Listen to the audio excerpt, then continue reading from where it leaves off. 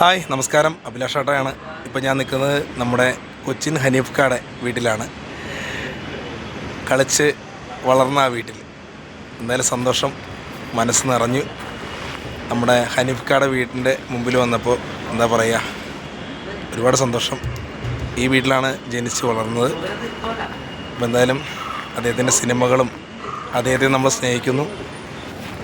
ആ ഒരു പഴയ കാലഘട്ടത്തേക്ക് ഓടിപ്പോയി. അപ്പോൾ കൊച്ചിൻ ഹനീഫ്ക്കാടെ ബ്രദറൊക്കെ ഉണ്ട് കേട്ടോ ഇവിടെ. എന്തായാലും സന്തോഷം. ഈ വീട് കണ്ടപ്പോൾ സത്യം പറഞ്ഞാൽ എന്താ പറയുക, മനസ്സ്.